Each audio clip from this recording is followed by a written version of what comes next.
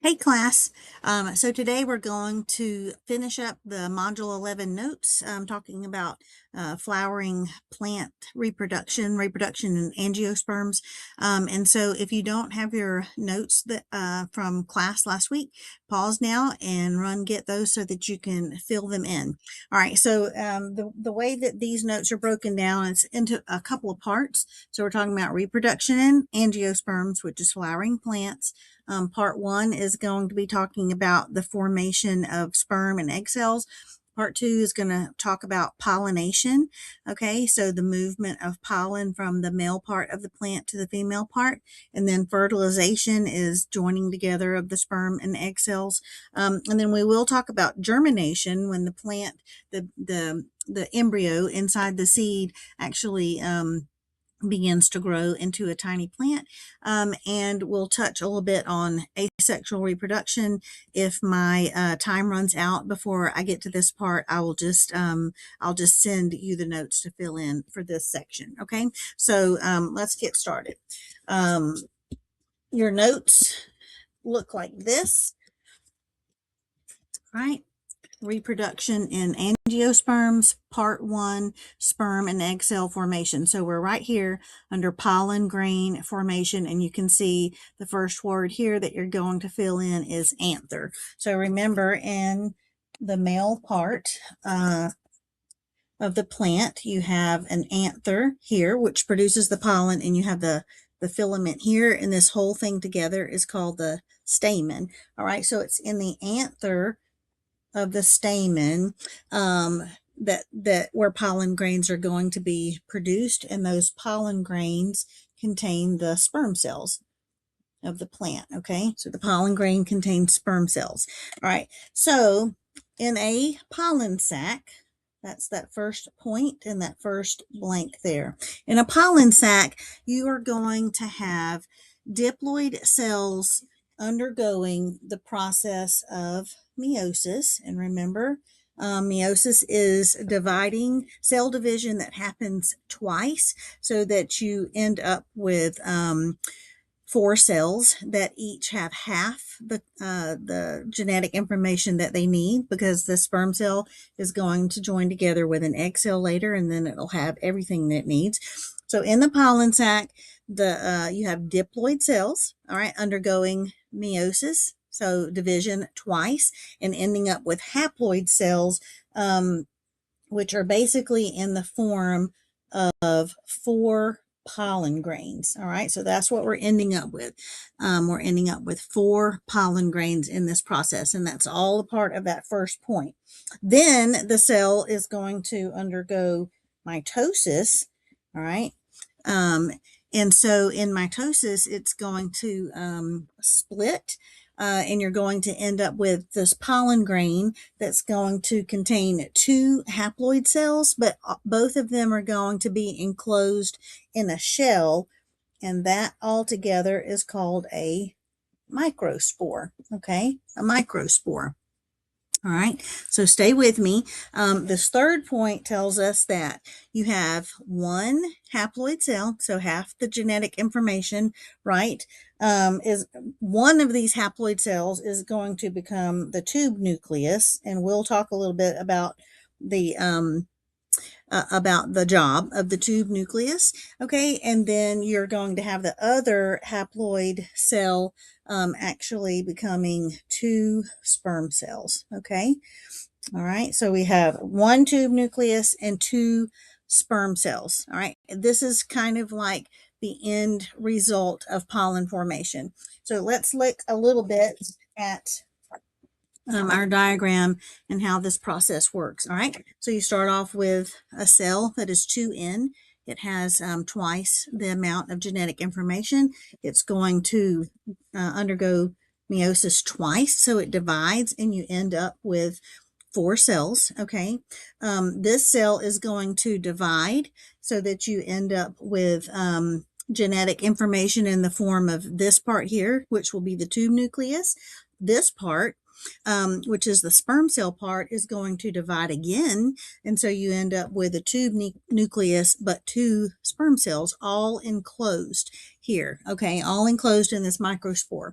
So you end up with a tube nucleus, two sperm cells in this microspore, and it kind of generates a little tail that looks like that. And once fertilization happens and the pollen grain lands on the flower, this tail has a role for getting the sperm down to the egg. Okay, and so when you are studying this information, I'm not going to ask that you remember all the steps about a diploid cell and that becoming the four pollen grains and that undergoing mitosis. What I really want you to focus on is this end result. You end up with a tube nucleus and you end up with two sperm cells and what the jobs are of those. And we're going to cover that in just a little bit. Okay. So let's talk about the next process, which is the production of the egg cells. Okay, so now we're down to this part of your notes right here, egg cell formation. Okay, we're here. So in egg cell formation, remember, in this picture, you have the female part of the plant and the ovary is down here, and that's where the ovule or the eggs are found. Okay, and so this is where egg cell formation is happening right here. All right, so in egg cell formation, oops, sorry, you have the ovary. Okay, down in the bottom of the carpel. Okay, and the ovary is going to produce an embryo sac that contains the egg cells. Okay, so those are the first two blanks there under egg cell formation. All right, so let's talk about the points underneath that, and there are 4 of them. Okay, not all of them have blanks, but just follow along. So inside the ovule, which is found in the ovary, okay, inside the ovule, you have a diploid cell. Okay, so twice the genetic information that's going to undergo meiosis. So it's going to undergo division twice, and you're going to end up with 4 haploid cells. Okay, one of these is a bigger cell called a megaspore. Okay, a megaspore. But then you're also going to end up with 3 polar bodies that aren't there, they disintegrate. Okay, and so that megaspore is the one larger cell that will be used. All right, and so you have 1 megaspore and 3 polar bodies. So that's the blanks there. Okay, ovule and then megaspore. All right, so the second point doesn't have a blank to fill in, but it's still describing part of the process. So that megaspore, that bigger cell, let me see if I can show you here. All right, so you've got this cell that undergoes meiosis twice, so you end up with 4 cells. One of them is a megaspore, and the other 3 are polar bodies. All right, this is on that diagram that you have in your notes. Okay, and so we've gone through this part of the process here. Now the rest of this is kind of focusing on this megaspore right here. Okay, and so you have the megaspore is going to undergo mitosis, and when that happens, you're going to have one new nucleus that's formed. And so the cell itself doesn't divide, it's the nucleus that divides. And so you end up with one cell that has 2 haploid nuclei in it. Okay, and so it looks like this right here. All right, now the next part of this is that these 2 nuclei are each going to divide. So then you're going to end up with they're going to divide twice actually, and so then you're going to end up with a cell that has 8 nuclei in it. So one cell with 8 nuclei. Okay, and so it looks like this. That's those next 2 points. Okay, so under this point over here we have 8 nuclei in this part of the diagram. All right, now the last thing that's going to happen is the cell is going to divide, and you're going to end up with, so this cell divides, you're going to end up with one cell that has 2 nuclei. Okay, you're going to end up with 6 cells that have 1 nuclei each. right? But only one of these 6 cells becomes the egg cell. And in the diagram, they indicate that it's this one here at the top. It could be any of them, but it's this one here. All right, and so you have the one big cell with 2 nuclei and the 6 cells that have 1 nucleus each. All right, so all of this together right here is what's called the embryo sac. All right, and that's the underlined word in that last point right there. Okay, all of that together, all those 7 cells together, the one big one with the 6 smaller cells are called the embryo sac. All right, so remember one of these is going to become the egg, and the other 5 of those cells disintegrate. They're not used. Okay, and so now we can get to the point where we actually talk about pollination and what happens there. All right. So now we're at this point of our notes right here.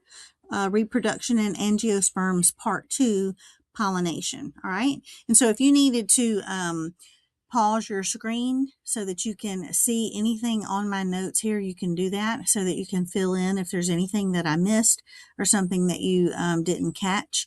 You can look at my notes and fill it in here. Okay, so let's talk about pollination. So in pollination, pollination is just the process of pollen being transferred from the male structure to the female structure. Okay. And so it's transferring those pollen grains, and it's being transferred to a carpel in a flowering plant. Now, some plants have the ability of self-pollination, which means that they have both male and female parts in the same plant, and it can pollinate itself. Not all plants can do this. Many plants do cross-pollination. You get greater genetic diversity this way. And so cross-pollination is when you have fertilization happening between 2 individual plants of the same species, right? And then this word nectar is kind of thrown in right here, and it may seem out of place. We're going to talk about that on the back page. So turn your page over and let's keep going. All right. So we talk about pollination as a means of transport, getting the pollen from the male part to the female part of the flower. All right, and so God has designed it where He uses other organisms to help in this process, but also wind and rain can help with this process. But if bees and birds and moths land, butterflies land on a flower to drink the nectar, right, to get the food, then they pick up pollen, and as they move from flower to flower, they can transport it that way. But God has designed it so that organisms are specific in the types of flowers that they like. All right, so we have birds who are very interested in bright colors like red flowers, and they don't smell fragrant flowers, but they like the bright colors. Okay, and then we have bees that are attracted to the sweet smelling flowers, so they are attracted by the fragrance. Butterflies, okay, butterflies are also attracted to the sweet fragrance, but they tend to like flowers that have a bigger surface, like a landing pad for them to perch. Okay, moths are active at night, and so they don't see the color, so they are attracted to light colored flowers or white flowers, all right, because you don't see color well at night. And then beetles, okay, beetles are attracted to flowers that stink, so these flowers might smell like dung or rotting flesh, but God has made it so that there's an organism that is attracted to that and can help with pollination, right? So that's pretty awesome. All right, so we've got the pollen. It's transferred from the male part to the female part. Now we're going to talk about fertilization, part 3. So we're right here. Okay, we have pollen grains that have transferred, right, from the anther to the stigma of the female part. So these pollen grains, that's the first word there. Pollen grains are stuck to the stigma. but they have to be able to travel. They have to be able to travel from the stigma here down the style and into the ovary, and that's where that tube nucleus of the pollen grain helps out. All right, so they have to be able to travel. The pollen has to travel to the ovary of the plant, right? And so what happens is that tube nucleus that's in the pollen grain grows downward. Okay, grows downward from the stigma on the top, goes down through the style into the ovary at the bottom. And it does that by creating a pollen tube. Okay, and the pollen tube is where the pollen travels. So if you're looking at this image here, you can see this was the pollen grain that landed. It created a pollen tube. Here's the sperm cells, right, that are traveling down into the ovary of the plant, right? So if the pollen grain happened to only have one sperm cell at this point, like that didn't happen during pollen formation, at this point it would create it would undergo mitosis to create a second sperm cell, because that second sperm cell does have a role to play. So once it's down in the embryo sac, all right, where that megaspore and that egg cell is located, the sperm cell is going to fertilize one of those 6 small cells. All right, remember, only one becomes the egg, the other 5 disintegrate, okay, and that's going to form a zygote, right? And so the zygote is just the joining of the egg and the sperm cell, and that's the beginning of the baby plant.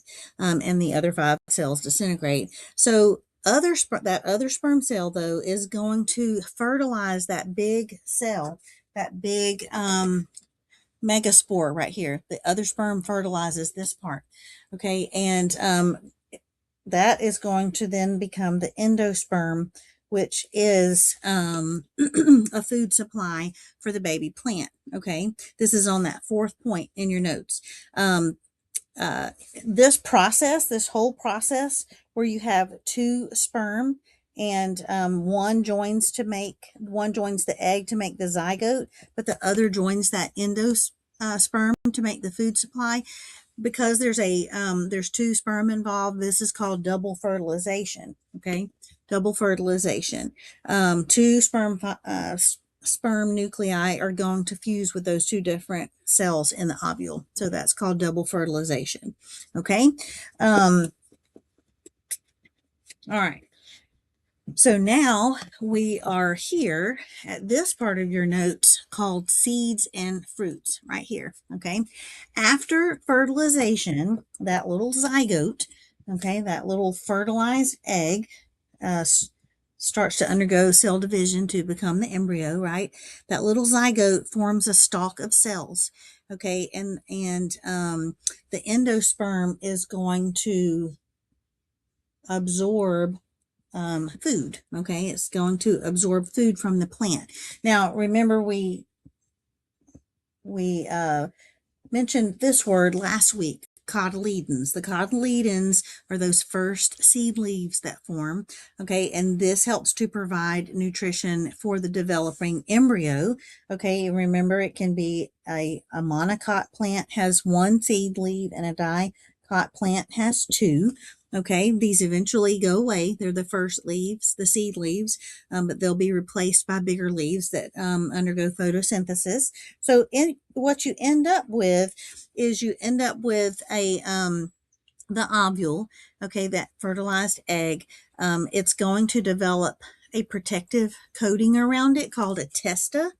Okay, and so all of that together, the ovule surrounded by the testa with the baby plant, and also the nutrient supply in the endosperm, all of that encapsulated together is what we would call a seed. Okay, that is what is inside of a seed. And so those ovaries that contain the seeds, right, they are eventually going to swell up and produce the fruit of the plant. Okay, so they contain the seeds, and what we would call fruit is actually the ovary of the plant that has developed with the seeds inside.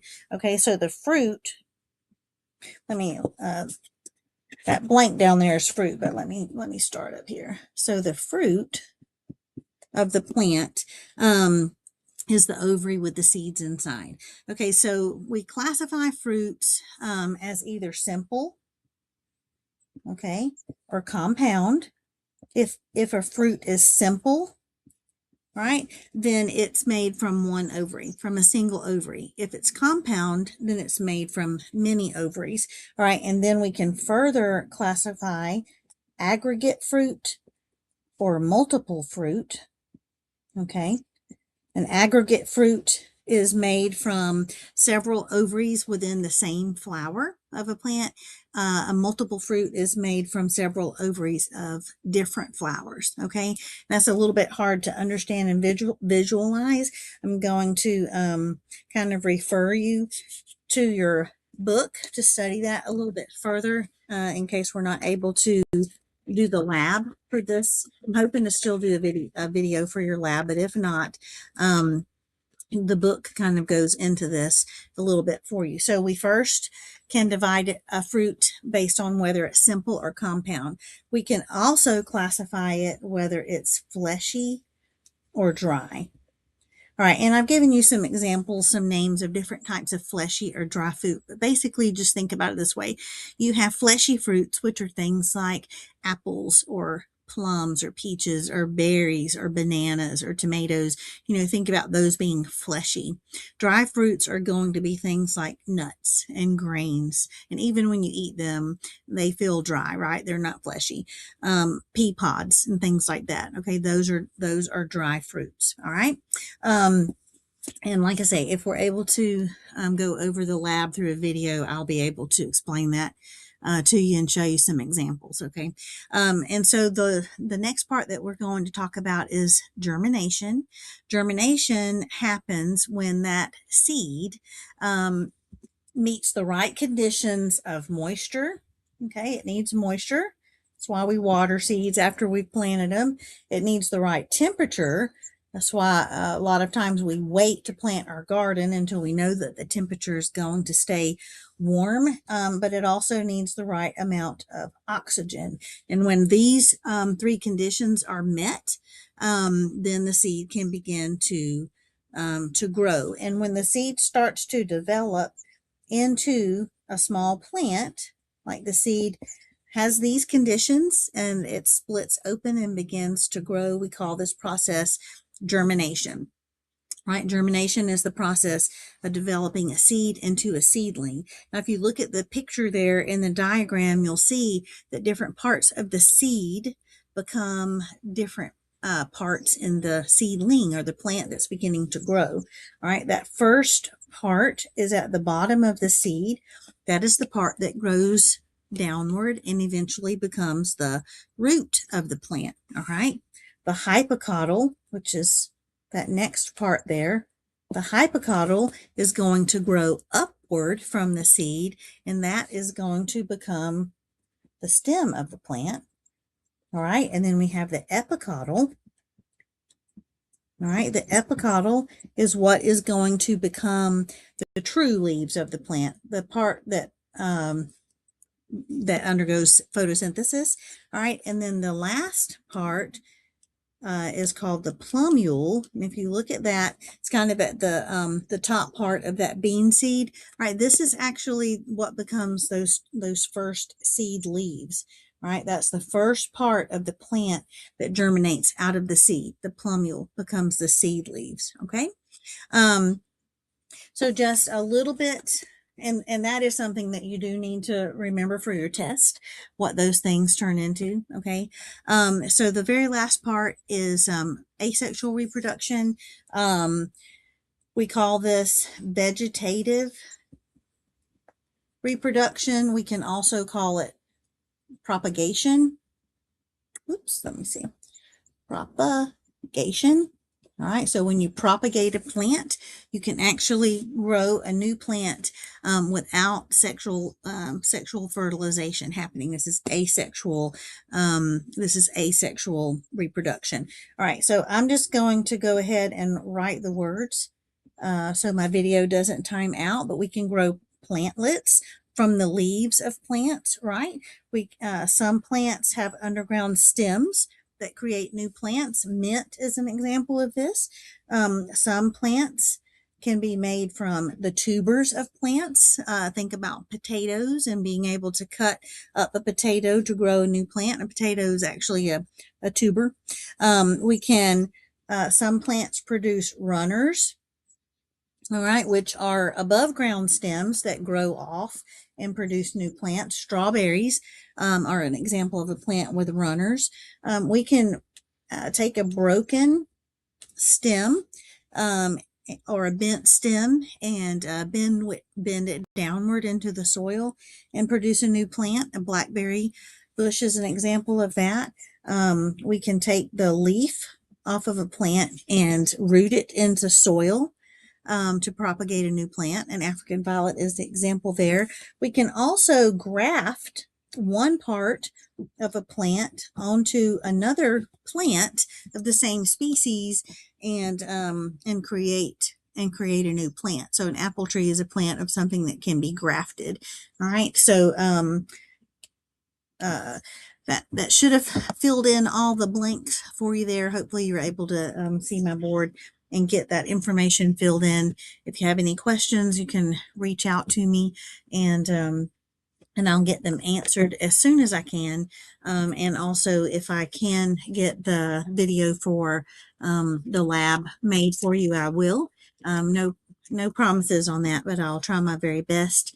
And I hope you all have a great spring break. The announcement section has your new all of your assignments located there so you can see what to do when. I have made it so that some things can be uploaded, and I would prefer that you upload it so I can hopefully get it graded before we see each other again on the 26th. But I hope you have a great spring break or winter break, and I will see you soon.